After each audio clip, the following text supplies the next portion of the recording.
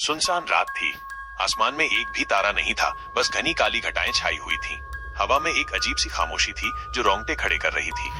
गांव के बाहर स्थित पुराना कब्रिस्तान, जिसे लोग भूतों का अड्डा कहते थे, और भी भयावह लग रहा था। अर्जुन अपने दोस्तों के साथ शराब के नशे में धुत कब्रिस्तान के गेट पर खड़ा था। उनके बीच एक शर्त लगी थी, जो भी रात के 12 बजे तक कब्रिस्तान के अंदर रहकर एक कब्र पर लाल गुलाब रखेगा, वो सबसे बहादुर कहलाएगा। अर्जुन ने शर्त स्वीकार कर ली थी, क्योंकि उसे लगता था कि ये सब बस कहानियां हैं। रात के 11 बज चुके थे। अर्जुन ने अपने दोस्तों को अलविदा कहा और लड़खड़ाते कदमों से कब्रिस्तान के अंदर चला गया। अंदर घुसते ही उसे एक अजीब सी ठंडक महसूस हुई, जैसे किसी ने अचानक एक बर्फीली चादर उसके ऊपर डाल दी हो। पेड़ों की पत्तियां भी हिल नहीं रही थीं, सब कुछ स्थिर था। चारों ओर पुरानी टूटी हुई कब्रें थीं, जिन पर से मिट्टी और काई जम चुकी थी।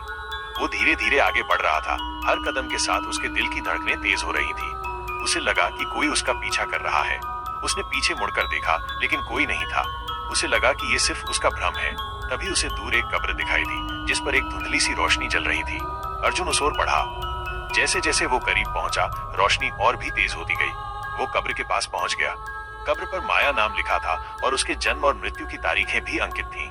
उस कब्र के ऊपर एक छोटा सा लालटेन जल रहा था। अर्जुन ने अपनी जेब से लाल गुलाब निकाला और उसे कब्र पर रख दिया। तभी लालटेन की रोशनी अचानक बुझ गई। अर्जुन डर के मारे कांप उठा। उसने अपनी टॉर्च निकाली और उसे जलाया। टॉर्च की रोशनी में उसने देखा कि गुलाब कब्र पर नहीं था। वो हैरान रह गया। उसे लगा कि शायद हवा से गिर गया होगा, लेकिन वहां हवा बिल्कुल भी नहीं चल रही थी। उसने टॉर्च की रोशनी से चारों ओर देखा, लेकिन गुलाब कहीं नहीं मिला।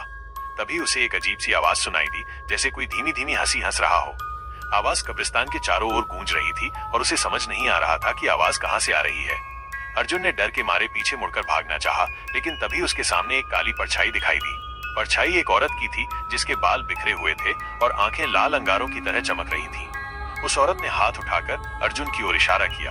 तभी कब्र के अंदर से एक हाथ बाहर निकला। वो हाथ हड्डियों का था और उस पर से मांस गल चुका था।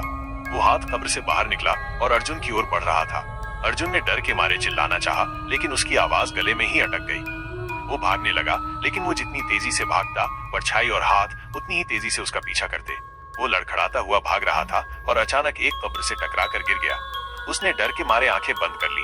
जब उसने आंखें खोली तो उसने देखा कि परछाई उसके बिल्कुल पास थी। उसकी आंखों से खून टपक रहा था और उसके चेहरे पर एक भयानक मुस्कान थी। तुम यहाँ क्यों आए अर्जुन? औरत की आवाज गूंजी। तुम्हें पता नहीं था कि यहाँ कौन रहता है? अर्जुन ने डर के मारे कुछ नहीं कहा। वो बस कांप रहा था। तुमने मेरी नींद खराब की है, औरत ने कहा, और अब तुम्हें इसकी सजा मिलेगी। तभी उस कब्र से एक और हाथ बाहर निकला और फिर एक और। जल्द ही पूरी कब्रिस्तान से कंकालों के हाथ बाहर निकलने लगे और अर्जुन की ओर बढ़ने लगे। अर्जुन ने हिम्मत करके उठने की कोशिश की, लेकिन उसके पैर सुन्न हो गए थे।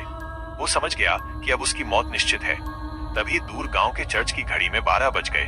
हर घंटा बजने के साथ कंकालों के हाथ अंदर जा रहे थे और परछाई भी गायब होने लगी थी।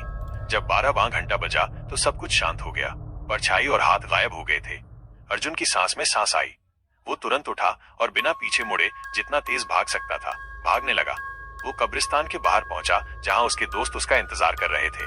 क्या हुआ अर्जुन? एक दोस्त ने पूछा। तुम इतना डरे हुए क्यों हो? अर्जुन ने उन्हें कुछ नहीं बताया। वो बस कांप रहा था। उस दिन के बाद अर्जुन ने कभी भी कब्रिस्तान का नाम भी नहीं लिया। उसने अपनी शर्त के बारे में भी कुछ नहीं बताया। वो समझ गया था कि कुछ चीजें सिर्फ कहानियां नहीं होती, बल्कि सच भी होती हैं। और उस रात कब्रिस्तान ने उसे एक ऐसा सबक सिखाया था जिसे वो कभी नहीं भूलेगा।